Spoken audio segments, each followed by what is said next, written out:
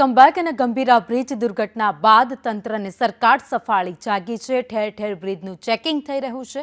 ત્યારે અમદાવાદમાં સંદેશ ન્યૂઝના અહેવાલની ધારદાર અસર થઈ છે। વિશાલા ખાતેનો શાસ્ત્રી બ્રિજ રિપેર કરવા નિર્ણય કરાયો છે। રૂપિયા 6.5 કરોડના ખર્ચે બ્રિજનું રિપેરિંગ કામ કરવામાં આવશે।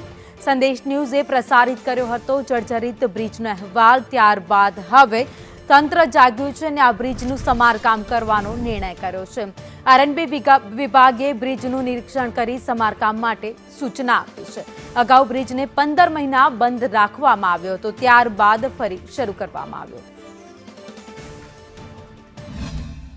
ગંભીરા બ્રિજની દુર્ઘટના બાદ સંદેશ ન્યૂઝ દ્વારા જર્જરિત બ્રિજોના રિયાલિટી ચેક કરવામાં આવ્યા હતા, જેમાં શાસ્ત્રી બ્રિજ જે છેલ્લા ઘણા સમયથી જર્જરિત હાલતમાં હતો અને હજારોની સંખ્યામાં વાહન ચાલકોની અવરજવર થતી હતી, ત્યાં રિયાલિટી ચેક કરવામાં આવ્યું હતું અને જીવના જોખમની લોકો સવારી કરી રહ્યા છે તે અહેવાલ પ્રસ્થાપિત થયા બાદ તંત્ર હવે સાબદૂત દોડતું થયું છે અને સંદેશ ન્યૂઝની ઇમ્પેક્ટ બાદ વિશાલા ખાતે શાસ્ત્રી બ્રિજ ફરી એકવાર રિપેરિંગ કરવાનો નિર્ણય લેવામાં આવ્યો છે। અંદાજિત 6.5 કરોડના ખર્ચે બ્રિજનું ફરીથી રિપેરિંગ કામ કરવામાં આવશે।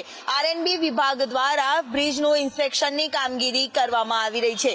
વાહન વ્યવહારને તકલીફ ન પડે તે બાબતને ધ્યાનમાં રાખીને બ્રિજનું સમારકામ કરવામાં આવે તેની સૂચના પણ આપવામાં આવી છે। જ્યારે સ્થાનિક તંત્રના અધિકારીઓ છે તે પણ અહીંયા બ્રિજ ઉપર પહોંચ્યા છે અને ઇન્સ્પેક્શનની કામગીરી છે તે હાથ ધરી છે।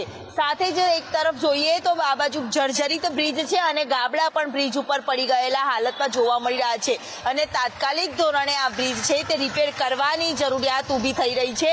જ્યારે વાહન ચાલકોની પણ વેદના અને વાહન ચાલકોને પણ ગંભીરા બ્રિજની દુર્ઘટના બાદ જે ડર સતાવી રહ્યો હતો તે બાબતને લઈને પણ સંદેશ ન્યૂઝે તમામ પ્રશ્નોને વાચા આપી હતી અને આખરે હવે તંત્ર સાબદું જાગ્યું છે અને શાસ્ત્રી બ્રિજના રિપેરિંગની કામગીરી હાથ ધરી છે।